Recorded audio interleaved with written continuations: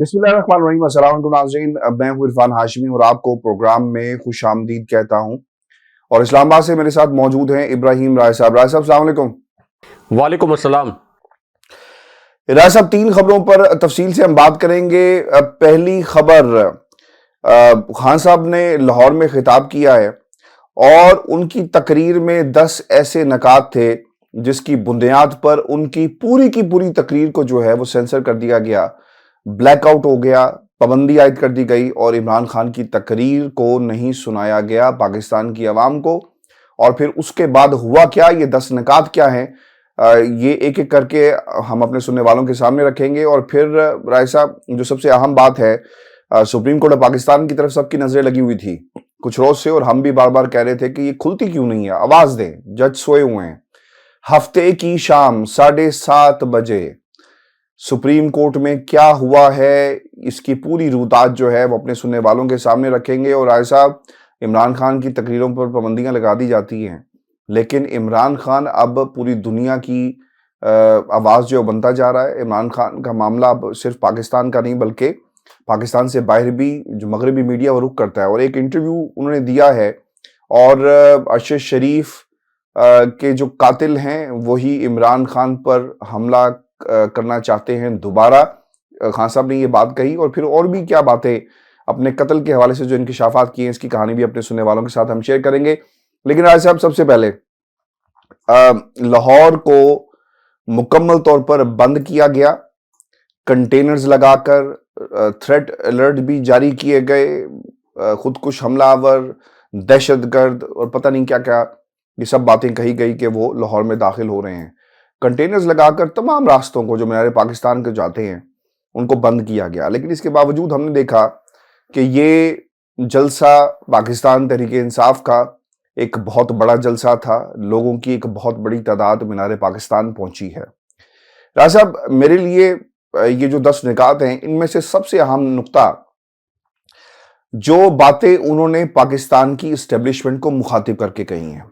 Establishment का एक बड़ा बुनियादी किरदार है, और खान साहब ये कहते हैं कि मुझे मालूम है कि सब लोगों ने मुझे माइनस करने का सोच लिया है, मेरे ऊपर एक रेड लाइन जो है वो खींच दी गई है। लेकिन मैं इन तमाम लोगों से ये पूछता हूं कि मुझे माइनस करने के बावजूद क्या आपके पास पाकिस्तान को आगे ले जाने का कोई प्रोग्राम है? और अगर नहीं है तब भी बताएं, और अगर है तब भी बताएं। अगर नहीं है तो मैं आपके सामने 10 निकाती एजेंडा जिसका जिक्र खान साहब ने किया वो उन्होंने कौम के सामने रख दिया है। और ये एस्टेब्लिशमेंट ने अब राय साहब फैसला करना है कि पाकिस्तान को इस बहरान से वो कैसे निकाल सकते हैं। इमरान खान ने आज भी ये कहा है कि मैं ये नहीं कहता कि मुझे इख्तियार में बिठाएं, मैं ये कह रहा हूँ कि इलेक्शन करवाएं। जमहूरी कुव्वतें जब आपके फैसलों के पीछे होंगी और उससे फिर पाकिस्तान तरक्की करेगा, ये एक बुनियादी सवाल था। राय साहब, खान साहब ने क्या कहा है कि करके उस पर हम बात करते हैं। जो सबसे अहम नुक्ता खान साहब की तरफ से रखा गया कि सिंध पर जरदारी सिस्टम जो है वो राज कर रहा है, लोग बेबस हैं, गुंडे पाले हुए हैं, वहां जुल्म के खिलाफ कोई आवाज नहीं उठा सकता। आज पाकिस्तान पीपल्स पार्टी भी जो आइन की बात करती थी वो भी खामोश नजर आती है, और सुप्रीम कोर्ट बने फरीक जाकर हुकूमत के खिलाफ और कहे कि इलेक्शन वक्त पर कराओ, लेकिन वो भी नहीं चाहते कि वक्त पर इलेक्शन हो, क्योंकि उन्हें मालूम है कि सिंध उनका है। इसीलिए इस जरदारी सिस्टम का हवाला जो है इमरान खान साहब ने दिया। राज साहब, मुल्क के अंदर डॉन लीक्स, फौज के खिलाफ साजिश करने वाले आज बाहर बैठकर कौम के फैसले कर रहे हैं। नवाज शरीफ साहब की तरफ उनका इशारा था, और फिर नवाज शरीफ ने पाकिस्तान के जो फैसले किए और जो फैसले कर रहे हैं इसके हवाले से भी खान साहब ने ना तनकीद भी की। और जो सबसे इंटरेस्टिंग बात जो मुझे लगी है इस तकरीर के अंदर, खान साहब ने ना किसी का नाम नहीं लिया, और अलबत्ता इनके मुखालफिन जो है ना वो इमरान खान की के जलसों की तस्वीरें निकाल कर खान साहब पर जो तनकीद कर रहे थे। इकोनॉमिक एक रोड मैप दिया है, उस पर भी हम बात करते हैं। लेकिन राज साहब, ये जो एस्टेब्लिशमेंट वाला मामला है, खान साहब ने एस्टेब्लिशमेंट को पुकारा है और माइनस करने वालों को एक रोड मैप दे दिया है। जी राज साहब। देखें हाशमी साहब, आप, मैं और हमारे व्यूअर्स एक लम्हे के लिए ये इमेजिन करें कि ये एस्टेब्लिशमेंट है या फौजी क़यादत है। ان کے سامنے ایک ٹیبل ہے، یعنی میرے سامنے، آپ کے سامنے اور ہمارے ویورز جو ہمیں سن رہے ہیں، ان کے سامنے ایک ٹیبل ہے اور اس ٹیبل پر دو آپشن ہیں. ایک طرف آپشن ہے عمران خان صاحب اور دوسری جانب آپشن ہے نون لیگ، یعنی پی ٹی آئی اور نون لیگ. اب اسٹیبلشمنٹ اگر اس ملک کو آگے لے کے جانا چاہتی ہے تو اسٹیبلشمنٹ ان دونوں آپشنز کا کمپیریزن کرے اور اس کو کرنا چاہیے. ایک طرف نون لیگ جس کو اگلا الیکشن جتوانے کے لیے میسو ریگنگ کرنی پڑے گی، اسٹیبلشمنٹ کے کردار پر سوالات اٹھیں گے، اور پھر ایک ایسی نون لیگ جو کہ اس سے پہلے 3 مرتبہ اقتدار میں رہی، ایک ایسی پی ڈی ایم جو کہ مختلف ادوار میں 30 سال تک حکومت کرتی رہی اور 1 انچ ملک کو آگے نہیں بڑھایا. اور اسٹیبلشمنٹ ہمیشہ اس سے پہلے کی فوجی قیادتیں صحافیوں کو یہی بتاتی رہیں کہ نون لیگ اور پیپلز پارٹی اتنے کرپٹ ہیں کہ اگر فوج ان کی سرویلنس نہ کرتی اور ان کی فائلز نہ بناتی تو یہ ملک کو لوٹ کر کھا جاتے. اس کے بعد اسٹیبلشمنٹ کو یہ دیکھنا چاہیے کہ پچھلے 10 ماہ کی جو ان کی پرفارمنس ہے، یعنی رجیم چینج آپریشن کے بعد سے اپریل سے آن ورڈ، اس 10 ماہ میں انہوں نے ملک کو عملی طور پر دیوالیہ کر دیا ہے. فوج کے بجٹ پر 20 ارب روپے کا کٹ لگ گیا ہے، اور اس کے بعد آئی ایم ایف آپ کے ایٹمی پروگرام کو محدود کرنے کا مطالبہ کر رہا ہے. اس قسم کی انڈائریکٹ شرائط رکھی جا رہی ہیں. زر مبادلہ کے ذخائر 16 ارب ڈالر سے کم ہو کر 3 ارب ڈالر پر آ گئے ہیں، اور آپ کا جو گروتھ ریٹ تھا عمران خان صاحب کی حکومت جب گرائی گئی رجیم چینج آپریشن کے بعد 5.97% پہ تھا، جو کہ عالمی بینک کی رپورٹ کے مطابق اب 2% سے کم رہے گا.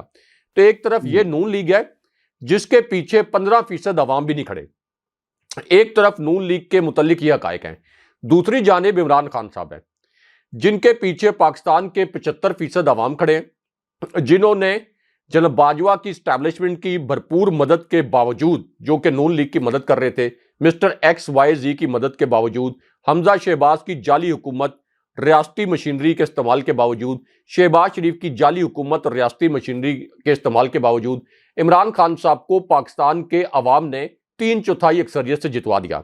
عمران خان صاحب صرف 3.5 سال حکمران رہے، اور ان 3.5 سالوں کے دوران عمران خان صاحب نے کووڈ جیسا جو 100 سال میں ایک مرتبہ چیلنج آتا ہے اس سے بھی نمٹ لیا. جو دیوالیہ حالت میں ان کو معیشت ملی تھی، جس کا میں خود ذاتی طور پر گواہ ہوں کہ جنرل آصف غفور انہوں نے ایک بریفنگ میں بتایا تھا کہ جس وقت نون لیگ کی حکومت کا آخری سال چل رہا تھا تو انہوں نے معیشت کو مکمل طور پر دیوالیہ کر دیا تھا، معیشت کو کینسر کر دیا تھا. اور جناب باجوہ نے بھی ایک بریفنگ میں جس میں خود موجود تھا یہ بتایا تھا کہ اسحاق ڈار جو ہیں یہ مکمل طور پر ایک کرپٹ وزیر خزانہ ہے، اور اسحاق ڈار کو وہ ایک کرپٹ وزیر سمجھتے تھے. اس کے بعد انہوں نے جاوید چودھری صاحب کے ذریعے ایک کالم بھی لکھوایا تھا. تو ایک طرف عمران خان صاحب جنہوں نے 3.5 سال میں معیشت کو اس طریقے سے سنبھالا کہ وہ 5.97% پر چلی گئی. نچلا طبقہ جو تھا اس کو احساس پروگرام کے ذریعے، پناہ گاہوں کے پروگرام کے ذریعے، کوئی بھوکا نہ سوئے پروگرام کے ذریعے، ان کے ذریعے کور بھی دے دیا. اور سب سے بڑی بات یہ ہے کہ عمران خان صاحب کو جب معیشت دیوالیہ حالت میں ملی تو ان کے لیے مشکل فیصلے کرنا بڑا ضروری ہو گیا تھا. عوام وہ مشکل فیصلے قبول نہیں کرتے، لیکن عمران خان صاحب پر لوگوں کا اعتماد تھا. پہلا سال عمران خان صاحب کی حکومت کا لوگوں کے لیے بڑا ٹف تھا، کیونکہ ڈوبتی معیشت کو سہارا دینے کے لیے عمران خان صاحب کو سخت فیصلے کرنے پڑے، معاشی اصلاحات لانی پڑی، ٹیکس کا نیٹ ورک جو ہے وہ بڑھانا پڑا. تو عمران خان صاحب پر لوگوں کو اعتماد تھا کہ یہ پیسے اپنی جیب میں نہیں ڈال لیں گے، یہ اپنے کوئی سرے محلات نہیں بنا لیں گے، یہ کوئی لندن میں اپنے منی لانڈرنگ کر کے محلات نہیں بنائیں گے، اور جو بھی پیسہ ہوگا بعد میں ہماری ویلفیئر پر، ایک سوشل ویلفیئر جو سٹیٹ ہوتی ہے ہم پر خرچ ہوگا. تو لوگوں نے عمران خان صاحب کے مشکل ڈیسیژنز کو بھی ایکسیپٹ کیا جو عمران خان صاحب نے پہلے سال میں کیے. تو اس کا مطلب ہے کہ لوگوں کا ٹرسٹ عمران خان صاحب کے اوپر بہت زیادہ ہے ایک آنسٹ لیڈر کے طور پر. اس کے بعد ہاشمی صاحب اوورسیز پاکستانیز جو کہ پاکستان کے اندر زر مبادلہ کا سب سے بڑا سورس ہے، اور اگر وہ زر مبادلہ بھیجنا بند کر دیں تو پاکستان کی اکانومی ایک دن بھی نہیں چل سکتی، ایک دن بھی سروائیو نہیں کر سکتی. اگر یہ زر مبادلہ کے ذخائر نہ آئیں ہم ایک دن میں ڈیفالٹ ہو جائیں. میں ایک چیز ایڈ کر دوں، یہ جو آپ نے بات کی نا زر مبادلہ کی، بڑا اہم نقطہ ہے. 18,000 ڈاکٹرز ہیں، اور خان صاحب نے یہ بات کہی ہے کہ تقریباً 200 ارب ڈالر وہ چاہیں تو پاکستان کو دے سکتے ہیں، اور ہمیں یہ 6 ارب کے لیے ہم کشکول لیے پھر رہے ہیں نا، میرا خیال ہے کہ یہ کام ختم ہو جائے گا اگر پاکستان جو فورن اوورسیز پاکستانی ہیں ٹھان لے کہ ہم نے قرضہ ادا کرنا ہے پاکستان کا. جی بالکل درست پوائنٹ آپ نے ریز کیا. آپ یہ دیکھیں کہ عمران خان صاحب کی حکومت تبدیل ہونے کے بعد زر مبادلہ کے ذخائر پاکستان کے اس لیے بھی گرے کہ اوورسیز پاکستانیز کا اس حکومت پر اعتماد نہیں ہے. باہر سے جو آپ کے زر مبادلہ کے ذخائر پاکستان آ رہے تھے بینکنگ چینلز کے ذریعے وہ بھی بہت حد تک کم ہو گئے. اس وجہ سے بھی ہمارے زر مبادلہ کے ذخائر بہت تیزی سے گرے. اس کے بعد ہاشمی صاحب 3.5 سال کی عمران خان صاحب کی گورننس اور سب سے اہم بات یہ ہے کہ جناب باجوہ کی جو اسٹیبلشمنٹ عوام کے مخالف چل رہی تھی, عوام کی نبض پر ہاتھ نہیں رکھ رہی تھی, تو آپ یہ دیکھیں کہ جناب باجوہ کے دور کی اسٹیبلشمنٹ کس قدر غیر مقبول ہو گئی تھی اور کس طرح سے اس طرح کی سچویشن پیدا ہو گئی تھی جو میرے لیے, آپ کے لیے اور ہر محب وطن پاکستانی کے لیے کوئی اچھی سچویشن نہیں تھی کہ فوج سے اس قسم کے پیچیدہ سوالات ہونا شروع ہو جائیں.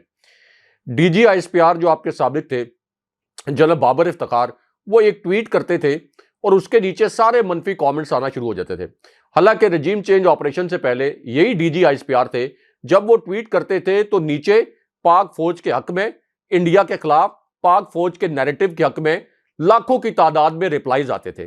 تو اس کا مطلب یہ ہے کہ جب جناب باجوہ نے اپنی ایکسٹینشن کے لیے, جب جناب باجوہ نے اپنے ذاتی مفاد کے لیے, جب جناب باجوہ نے میاں نواز شریف کے ساتھ ڈیل کے تحت عوام کے موڈ کے خلاف اور عوام کی خواہشات کو روندنے کی کوشش کی, تو عوام نے جناب باجوہ اور ان کی اسٹیبلشمنٹ کو مائنس کر دیا. تو ہاشمی صاحب یہ جو حقائق میں نے رکھے ہیں اس وقت اسٹیبلشمنٹ کے سامنے ٹیبل پر 2 آپشن, میرے سامنے, آپ کے سامنے, ہمارے ویورز کے سامنے 2 آپشن ہوں اس ملک کو آگے لے جانے کے لیے, تو چوائس بڑی کلیئر ہے. ایک طرف عمران خان صاحب کو الیکشن جتوانا نہیں پڑے گا, عمران خان صاحب کے لیے صرف صاف اور شفاف الیکشن کروا لیں. سارے سرورز یہ بتا رہے ہیں کہ عمران خان صاحب 2/3 اکثریت سے زائد مارجن سے جیت جائیں گے. کسی قسم کی اسٹیبلشمنٹ کو ایفرٹ نہیں کرنی پڑے گی اور اسٹیبلشمنٹ کو کسی طرح کا انتخابات کے اندر رول پلے نہیں کرنا چاہیے کہ کون سی جماعت جیتے کون سی نہیں. شفاف الیکشن کروا دیں. اگر کوئی معجزہ ہو جائے, نون لیگ جیت جائے تو نون لیگ کی حکومت آ جائے, لیکن نون لیگ کو زبردستی جتانے کے لیے اتنے میسو لیول پر ریگنگ کرنی پڑے گی, دھاندلی کے بجائے دھاندلا کرنا پڑے گا, تو تب بھی نون لیگ کو نہیں جتوایا جا سکتا. اسی لیے اب پلان یہ بن رہا ہے کہ اکتوبر میں جس وقت تک چیف جسٹس صاحب ریٹائر ہو چکے ہوں گے, صدر عارف الوی جو کہ سپٹمبر میں ان کی عہدے کی میعاد ختم ہو جائے گی, اسی طرح چیف جسٹس بندیال صاحب کے عہدے کی میعاد سپٹمبر میں ختم ہو جائے گی, تو پھر اکتوبر سے بھی آگے الیکشن لے کے جائیں. تو اس پوری صورتحال میں نقصان کس کو ہوگا؟ راج صاحب یہ جو بات ہے نا, یہ شیخ رشید نے بھی آج کہی ہے کہ جناب یہ ان کا پلان یہ تھا کہ 8 اکتوبر, جو ہم نے اسی پلیٹ فارم پہ یہ بات کہی تھی کہ یہ 8 اکتوبر کا پلان یہ ہے کہ 2 شخصیات استعفیٰ دیں گی اور پھر یعنی اپنے ان کی جو مدت ہے ملازمت وہ ختم ہو جائے گی, اور پھر ان کا پلان یہ تھا. اور پھر آپ نے جو جنرل باجوہ کی بات کی ہے نا, اس کے اوپر خان صاحب نے بھی ایک بات کی ہے, وہ بڑی امپورٹنٹ ہے. خان صاحب بھی کہتے ہیں کہ جنرل باجوہ تو مجھے کہتے تھے نا کہ میں پاکستان کے لیے بہت خطرناک ہوں. تو میرے ان سوالوں کا جواب دیتے ہیں کہ آج تیل کی عالمی مارکیٹ میں کیا پرائس ہے اور پاکستان میں کیا پرائس ہے, آٹا کہاں پر چلا گیا, مہنگائی کہاں پہ پہنچ گئی. رائے صاحب آپ جو ویژولز آتے ہیں نا, جو لوگ آٹے کی لائنوں میں لگے ہوئے ہیں, سارا دن آپ انتظار کرتے ہیں, سستا آٹا نہیں ملتا لیکن موت مل جاتی ہے. اب تک کوئی 5 لوگ جو ہیں وہ سستے آٹے کی لائنز میں نا اپنی جان سے ہاتھ دھو بیٹھے ہیں. لوگ یہ کہتے ہیں کہ جناب ہم تو آٹا لینے گئے تھے لیکن موت ہمیں حصے میں ملی, اور سارا دن کھڑے ہوتے ہیں. دیہڑی دار جو لوگ ہیں وہ دیہڑی چھوڑ کر جاتے ہیں اور اس کے بعد انہیں آٹا نہیں ملتا. تو یہ حالات ہیں. تو جنرل باجوہ کو کے بارے میں یہ پیغام تھا خان صاحب کا کہ جو ملک کے لیے خطرناک نہیں ہے اور جو خطرناک تھا کمپیئر کرو اور آج کہاں پہ ملک کھڑا ہوا ہے, یہ بھی قوم کو حساب دو اس بات کا. جی ایک تو جناب باجوہ نے اس ملک کے ساتھ جو ظلم کیا, اس کے بعد آپ یہ بھی کمپیریزن کر لیں کہ انٹرنیشنل لیول پر ایک لیڈر کے طور پر آپ کو کون بہتر طریقے سے ریپرزینٹ کر سکتا ہے, عمران خان یا شہباز شریف. عمران خان صاحب جو کہ UNGA میں تاریخی تقریر کرتے ہیں, عمران خان صاحب جو عالمی لیول پر پاکستان کا مقدمہ, کشمیر کا مقدمہ, اسلامو فوبیا کا مقدمہ لڑتے ہیں, اور دوسری جانب شہباز شریف جو 4 لوگوں کے مجمع میں بھی بات نہیں کر سکتے, اور جب بھی بات کرتے ہیں تو ان کی باتوں کے متعلق میمز بنتے ہیں اور لطیفے گھڑے جاتے ہیں. اس کے بعد ہاشمی صاحب سب سے اہم بات یہ ہے کہ انٹرنیشنل لیول پر عمران خان صاحب کی ایک عالمی پہچان بھی ہے, اور شہباز شریف، نواز شریف اور آصف علی زرداری کی انٹرنیشنل لیول پر یہ پہچان ہے کہ یہ عالمی سطح پر نون کرپٹ ہیں. ان کی کرپشن کے متعلق عالمی جریدوں نے بڑی بڑی بریکنگ سٹوریز جو ہیں وہ نشر کی ہیں، شائع کی ہیں. پیناما لیکس جو ہے وہ کوئی پاکستان کی اسٹیبلشمنٹ تو نہیں لے کے آئی تھی، وہ تو ایک انٹرنیشنل لیول کی انویسٹیگیشن تھی جس میں شریف خاندان کی یہ کرپشن جو ہے وہ سامنے آ گئی تھی. بالکل آئی تھی. تو چوائس بڑی کلیئر ہے اسٹیبلشمنٹ کے پاس، اور آسان چوائس ہے کہ ایک صاف شفاف الیکشن ہو، اور ظاہر ہے کہ اس کے نتیجے میں عمران خان صاحب حکومت میں آئیں گے. اور پھر ہاشمی صاحب سب سے اہم بات یہ ہے کہ عمران خان صاحب جب اتنی بڑی میجورٹی کے ساتھ حکومت میں آئیں گے جو کہ صاف نظر آ رہی ہے، تو جتنے بھی مشکل فیصلے اس ملک کے لیے کرنے ہیں، چاہے وہ معیشت کے حوالے سے ہیں، لوگ ان کو ایکسیپٹ کریں گے، کیونکہ ایک پاپولر لیڈر جس کی ایک میسو سپورٹ ہو، صرف وہ جب مشکل فیصلے کرے تو عوام قبول کر لیتے ہیں. شہباز شریف، نواز شریف اور آصف علی زرداری اگر مشکل فیصلے کریں، اگر ملک پر 200 ارب روپے کے ٹیکس لگائیں، اگر بجلی کو 400% جس طرح سے انہوں نے مہنگا کر دیا، گیس کو 350%، 275% مہنگا کر دیا، تو ہاشمی صاحب لوگ سوال کرتے ہیں کہ ان کے اپنے تو شاہی محلات ہیں، خود تو یہ ملک کو لوٹ کھسوٹ کر کھا گئے ہیں، خود تو پاکستان کے اندر بھی یہ بڑے بڑے محلات میں رہتے ہیں، تو پھر عوام کی جیبوں پر ڈاکہ کیوں ڈال رہے ہیں؟ لوگ ان کے ساتھ خود کو ریلیٹ نہیں کرتے. تو اس وجہ سے میں یہ سمجھتا ہوں کہ یہ اتنی آسان چوائس ہے جو عمران خان صاحب نے میسج دیا ہے کہ آپ کے پاس پلان کیا ہے. دوسرا جو عمران خان صاحب نے بات کی کہ اسٹیبلشمنٹ نے میرے نام پر کراس لگا دیا ہے اور میرے نام پر کانٹا لگا دیا ہے، تو خان صاحب کے لیے بھی یہ پیغام ہے اور عوام کا یہ پیغام ہے کہ جناب باجوہ نے بھی آپ کے نام پر اور آپ کے چہرے پر کراس لگانے کی کوشش کی تھی، آپ کے چہرے پر اور آپ کے نام پر کانٹا لگانے کی کوشش کی تھی. لیکن تاریخ کا سبق یہ ہے کہ جو لیڈرز عوام میں مقبول ہوتے ہیں، جن کے نام پر کانٹا لگانے والا، چاہے وہ کوئی آرمی چیف ہو، چاہے کوئی چیف الیکشن کمشنر ہو، چاہے وہ کوئی چیف جسٹس ہو، تو عوام اس پر کراس لگا دیتے ہیں. جناب باجوہ کی مثال ہمارے سامنے ہے کہ جناب باجوہ نے عمران خان صاحب کو مائنس کرنے کی کوشش کی، جناب باجوہ نے عمران خان صاحب کی پارٹی توڑنے کی کوشش کی، جناب باجوہ نے عمران خان صاحب کی حکومت گرائی، تو جناب باجوہ تاریخ کے سب سے غیر مقبول آرمی چیف بن گئے. آج تو میں BBC اردو پر محمد حنیف صاحب کا آرٹیکل بڑا شاندار پڑھ رہا تھا، اس میں بھی انہوں نے لکھا کہ جناب باجوہ آخر منہ بند کرنے کے کتنے پیسے لیں گے. انہوں نے کہا کہ 6 سال کا ان کا ٹینیور تھا، تو 6 سال کے ٹینیور میں تو ان کو پیسے بھی بہت ملے ہوں گے، تو اب اور وہ کیا چاہتے ہیں، کس طریقے سے اپنے جو باقی فوجی افسران ہیں اور باقی جو ان کے فیلو جنرلز ہیں ان کے متعلق وہ الزامات لگا رہے ہیں اور اپنے آپ کو خود کو معصوم ثابت کرنے کی کوشش کر رہے ہیں. یہی جناب باجوہ ہیں جن کا عمران خان صاحب نے ذکر کیا. انہوں نے موجودہ آرمی چیف جناب عاصم منیر کی سمری بھی روکنے کی کوشش کی، آخری وقت تک کوشش کرتے رہے کہ یہ سمری نہ بھجوائی جائے تاکہ یہ اپائنٹمنٹ نہ ہو اور مجھے 6 مہینے کی ایکسٹینشن مل جائے. تو میرا خیال یہ ہے کہ اسٹیبلشمنٹ کے پاس تو اسیسمنٹ کے لیے اپنے انٹرنل سرویز کے ذریعے یہ ایک بڑی آسان سی چوائس ہے، آسان سا کمپیریزن ہے، اور عمران خان صاحب کے اس میسج کے اندر بھی آپ یہ کہہ لیں کہ ایک طرح سے فوج کے لیے ایک بڑا پازیٹیو پیغام ہے، کیونکہ عمران خان صاحب بار بار یہ کہتے ہیں کہ فوج میری ہے، ہر پاکستانی کی فوج ہے. یہ فوج ایسی ہے ہاشمی صاحب کہ اگر پاکستان کی فوج نہ ہو، لوگ کچھ جذباتی ہو جاتے ہیں، ظاہر ہے کہ جناب باجوہ کی وجہ سے لوگ تنقید کرتے ہیں، لیکن یہ فوج نہ ہو تو ہاشمی صاحب پاکستان قائم نہیں رہ سکتا. بڑے ہوسٹائل بارڈرز ہیں ہمارے افغانستان میں بھی، افغانستان کے ساتھ بھی بڑا ہمارا ہوسٹائل بارڈر ہے، ہمارا ایران کے ساتھ بھی ہوسٹائل بارڈر ہے، انڈیا کے ساتھ تو اتنا ہوسٹائل ہے. تو مڈل ایسٹ میں آپ دیکھ لیں کہ جن ممالک کی افواج کمزور تھیں ان کے ساتھ کیا ہوا. لیکن فوج طاقت کہاں سے حاصل کرتی ہے؟ ہمیشہ عوام سے فوج طاقت حاصل کرتی ہے.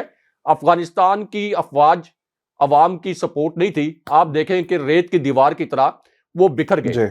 تو فوج ہمیشہ عوام سے طاقت حاصل کرتی ہے، اور عوام سے فوج اسی صورت میں طاقت حاصل کر سکتی ہے جب عوام کے سب سے مقبول لیڈر کو اور عوام کے محبوب لیڈر کو آپ دیوار کے ساتھ نہ لگائیں. اور جس طریقے سے یہ PDM کا ٹولہ ملک کو توڑوانے کے چکر میں ہے اور ملک کی سلامتی سے کھیل رہا ہے، اس پورے کھیل کو روکا جائے. اچھا راج صاحب، خان صاحب یہ بھی کہتے ہیں کہ اس ملک میں قانون اور انصاف ہی نہیں، یہ ملک کیسے اوپر اٹھ سکتا ہے؟ ایسے ملک میں تو کوئی معاشی پالیسی بھی نہیں چل سکتی. خان صاحب نے پاکستان کی آرمی کی بات کی ہے اور بہت زیادہ وہ ریلیٹ کرتے ہیں پاکستان کی عوام کو کہ یہ طاقت جو ہے نا عوام کی، وہ فوج اور فوج کی طاقت عوام ہے، اور اسے ہم کبھی بھی تنہا نہیں چھوڑ سکتے، لیکن وہ تنقید ضرور کرتے ہیں ان پالیسیز کے اوپر. اور پھر خان صاحب یہ بھی کہتے ہیں کہ اس ملک میں جس کی لاٹھی اس کی بھینس کا قانون ہے. مارشل لاء میں قانون اور آئین ختم ہو جاتا ہے، مگر بدقسمتی سے جو ڈیموکریٹ ہیں انہوں نے بھی آئین اور قانون کی دھجیاں اڑا دی ہیں. راجہ صاحب اس موجودہ صورتحال کا خان صاحب نے جو ہے وہ حوالہ بھی دیا، اور پھر ایک جو بہت ہی امپورٹنٹ بات کی وہ لیول پلینگ فیلڈ کی تھی. خان صاحب کہتے ہیں کہ اس کا مطلب یہ نہیں ہے کہ تم عمران خان کے ہاتھ پاؤں جو باندھ کر الیکشن کرا دو. ایسا نہیں ہو سکتا کہ یہ لیول پلینگ فیلڈ جو ہے تم دینے لگے ہوئے ہو. اور پھر جنرل باجوہ کا بیان بھی انہوں نے دہرایا کہ 40 منٹ تک شہباز شریف سامنے بیٹھا رہتا اور وہ خاموشی سے میری بات سنتا تھا. تو یہ بھی جنرل باجوہ کی ایک اوپر انہوں نے تنقید کی. اور پھر 25 مئی کا لانگ مارچ کو کیا ہوا وہ بھی قوم کے سامنے حقائق رکھے. 8 مارچ کو ریلی شروع کی اور پھر اس وقت کیا ہوا وہ بھی حقائق قوم کے سامنے رکھے. راج صاحب اس میں نا ایک نقطہ بہت ہی اہم ہے اور میں چاہوں گا کہ اس پر آپ بات بھی کریں.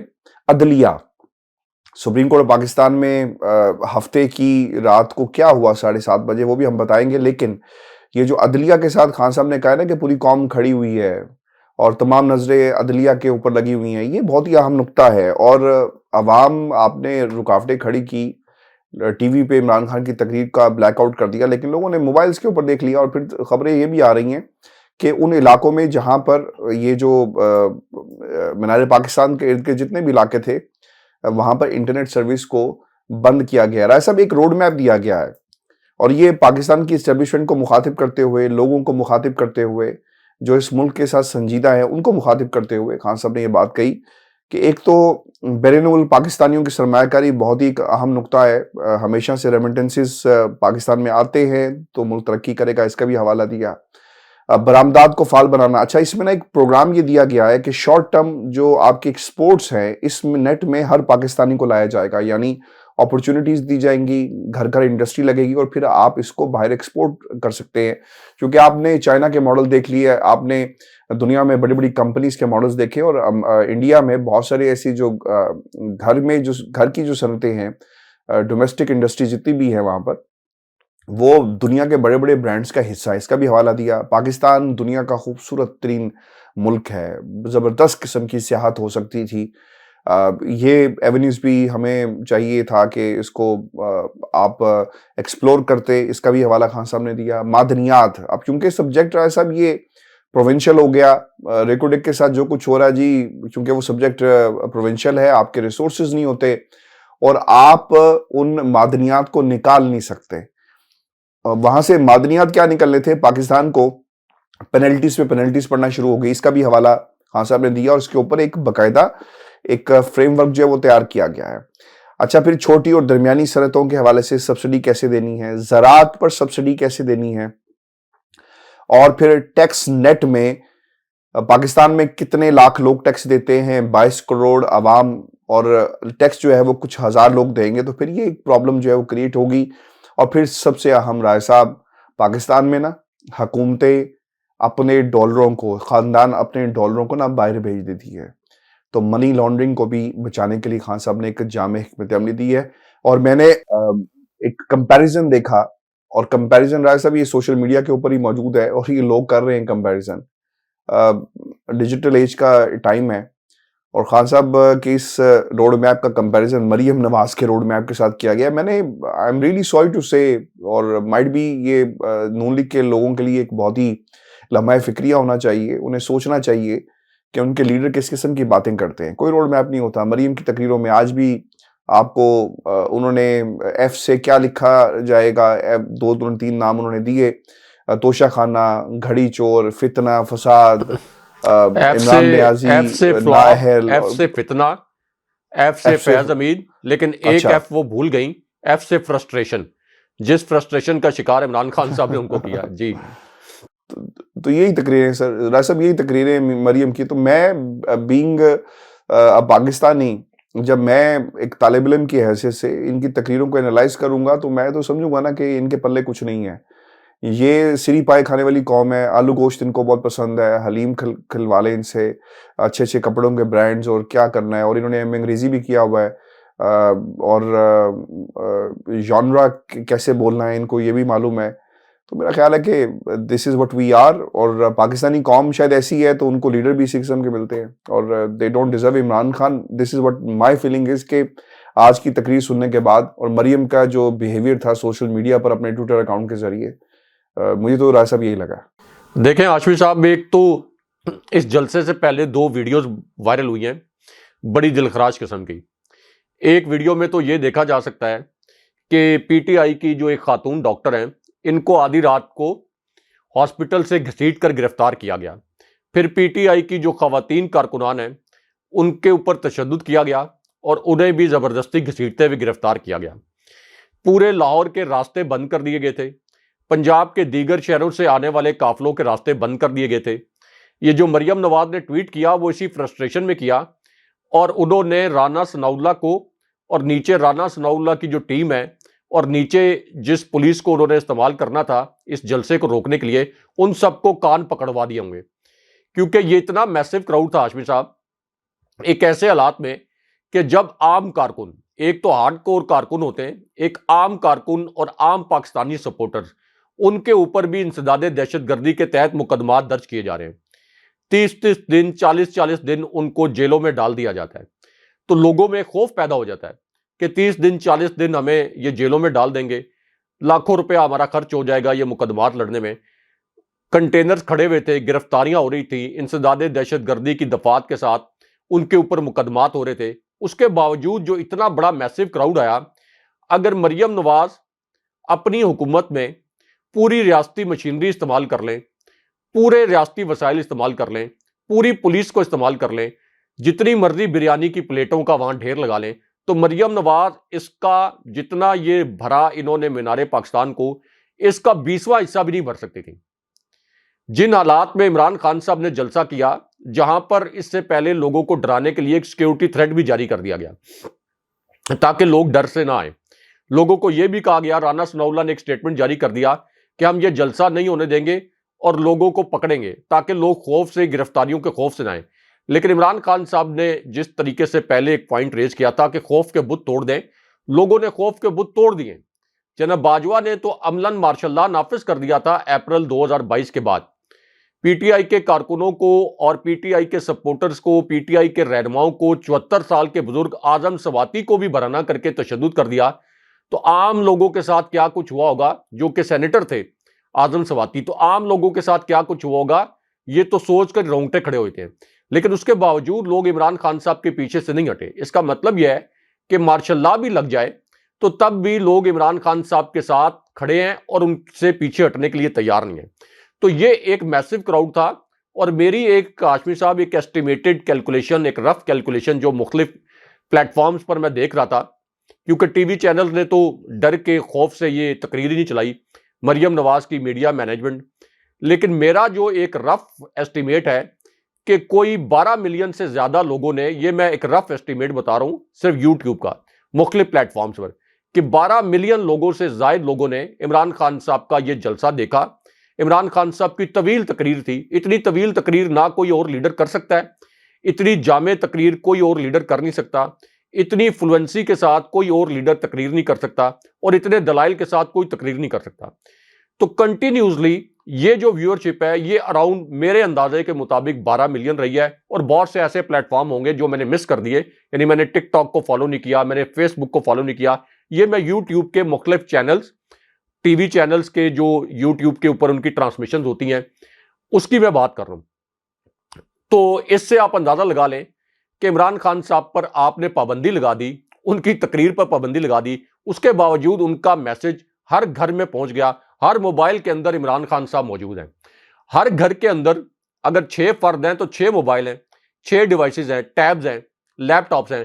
ہر موبائل کے اندر عمران خان صاحب موجود ہیں. تو آپ کیا کریں گے؟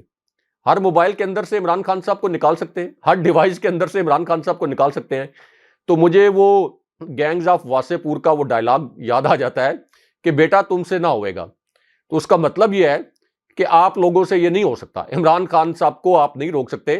بہتر یہ ہے کہ اس ملک کو مزید برباد ہونے سے بچانے کے لیے, اس ملک کو مکمل طور پر تباہ ہونے سے بچانے کے لیے الیکشن کی جانب جائیں. اگر الیکشن کی جانب نہیں جائیں گے تو یہ تو ایک ایسا ٹولہ ہے ہاشمی صاحب, ان کا آبائی وطن برطانیہ ہے, انہوں نے چھلانگ لگانی ہے، برطانیہ چلے جانا ہے، جن کے سٹیکس پاکستان میں ہیں، پاکستانی عوام، اسی طرح جو پی ٹی آئی کے سپورٹرز، نون لیگ کے عام کارکن اور عام لوگ، ان کے سٹیکس پاکستان میں ہیں، متاثر تو انہوں نے ہونا ہے۔ پھر لوگ یہ بھی کہتے ہیں کہ پاکستان کو کچھ ہو نہیں سکتا، کوئی مائی کا لال پاکستان کو 2 ٹکڑے 3 ٹکڑے نہیں کر سکتا۔ اس سے پہلے بھی 1971 میں اسی قسم کے حالات میں بھارت نے فائدہ اٹھایا تھا اور پاکستان 2 ٹکڑے ہو گیا تھا۔ خدا نخواستہ اسی قسم کی سچویشن میں پاکستان کو دھکیلا جا رہا ہے، لیکن اس مرتبہ ہوگا یہ ہاشمی صاحب کہ اگر ایک حد سے زیادہ جو کہ عمران خان صاحب کو مکمل طور پر یہ دیوار سے لگانے کی کوشش کر رہے ہیں، تو مجھے وہ لمحہ دور نظر نہیں آ رہا جب لوگ سری لنکا جیسے حالات پاکستان کے اندر پیدا کر دیں گے اور پھر طاقت کے ایوانوں سے، یہ جو آپ کی قومی اسمبلی، پنجاب اسمبلی، اسی طرح یہ جو شہباز شریف کے طاقت کے ایوان ہیں نام نہاد، یہاں سے لوگ ان حکمرانوں کو نکالیں گے اور ان کو پھر فوجی طیاروں میں بھی بھاگنے کا موقع نہیں ملے گا، جیسے سری لنکا کے حکمران فوجی طیاروں میں بھاگے۔ اچھا راج صاحب، یہ جو ہفتے کی رات کا ذکر ہم نے کیا نا کہ 7:30 بجے، یہ بہت ہی اہم ہے، اس لیے چونکہ اس کا تذکرہ دن میں بھی ہم کر رہے تھے کہ کچھ ہونے والا ہے اور سپریم کورٹ کیوں جاگ نہیں رہا، اور پھر یہ بھی دیکھیں کہ اس کا حوالہ شیخ رشید صاحب نے اپنی تقریر کے اندر بھی دیا ہے اور انہوں نے کہا جناب کے نمبر لگ گیا ہے۔ راج صاحب، سماعت کے لیے باقاعدہ اسے منظور کر لیا گیا ہے۔ سپریم کورٹ آف پاکستان نے جو کچھ روز پہلے چیف جسٹس نے یہ کہا تھا کہ اگر انتخابات آئین کے مطابق نہیں ہوئے اور آئین جہاں پر توڑنے کی بات کی جائے گی تو پھر سپریم کورٹ آف پاکستان مداخلت کرے گا، اور اب سپریم کورٹ آف پاکستان نے یہ جو درخواستیں آئی ہیں اس میں باقاعدہ اس معاملے کو ٹیک اپ کیا ہے، اور اب دیکھنا یہ ہے کہ اس پہ بینچ کون سا بنتا ہے۔ لیکن سپریم کورٹ کھلی ہے ہفتے کے روز غیر معمولی طور پر، اور نمبر الاٹ کیا گیا سپریم کورٹ کی طرف سے اس درخواست پہ جو دائر کی گئی شیخ رشید صاحب کی طرف سے، اور پھر دیگر درخواستیں بھی جو ہیں، یعنی اب دیکھنا یہ کہ نوٹسز کب ہوتے ہیں اور کس دن کے لیے اس کو لگایا جاتا ہے۔ تحریک انصاف نے پنجاب اور کے پی کے میں جو انتخابات ملتوی کروانے کے حوالے سے جو درخواست تھی اس کے خلاف گئے۔ 8 اکتوبر تک کا جو فیصلہ کیا گیا الیکشن کمیشن آف پاکستان کی طرف سے، اس کے خلاف گئے، اور اس میں اسپیکر پنجاب اسمبلی ہیں سبطین خان صاحب، اور اسپیکر کے پی کے اسمبلی ہیں مشتاق غنی۔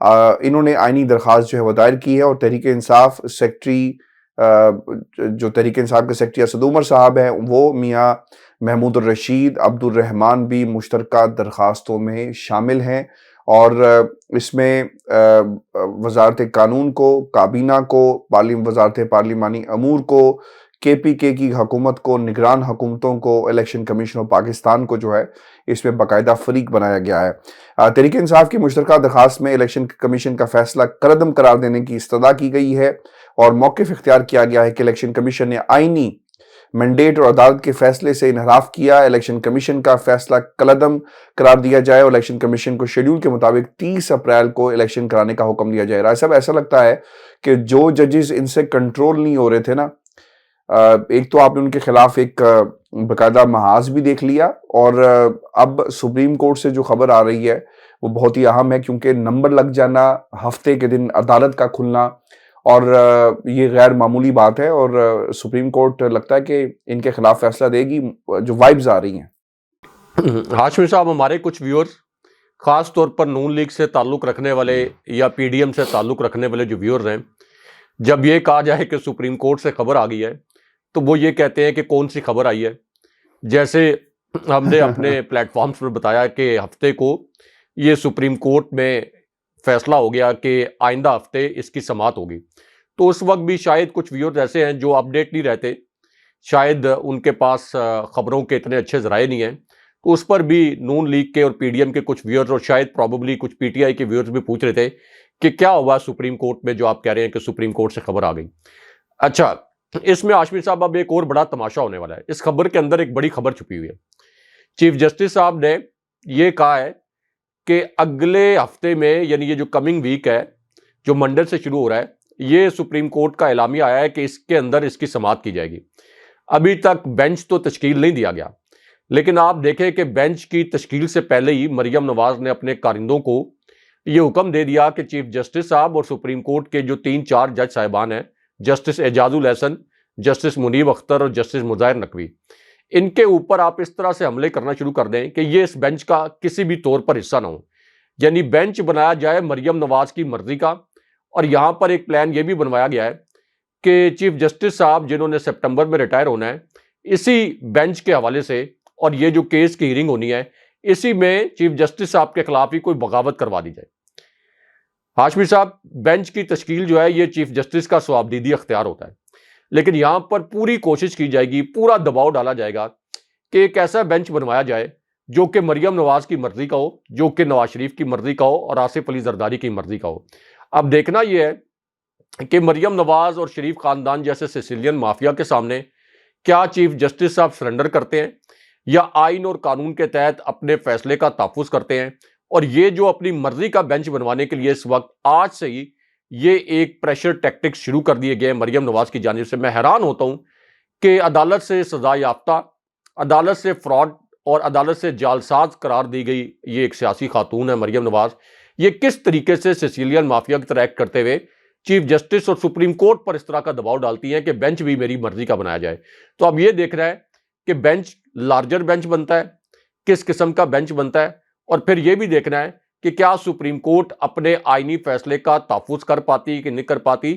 عمران خان صاحب نے بڑا ویلڈ پوائنٹ ریز کیا کہ اگر اس مرتبہ آئین کا قتل نہ روکا گیا تو پھر پاکستان میں کبھی بھی سپریم کورٹ کے, چیف جسٹس کے اور کسی عدالتی فیصلے کی وقت نہیں رہے گی, اور پاکستان عملی طور پر جو پہلی ایک ناکام ریاست ہے یہ مکمل طور پر ایک ٹوٹ پھوٹ کا شکار ریاست بن جائے گی.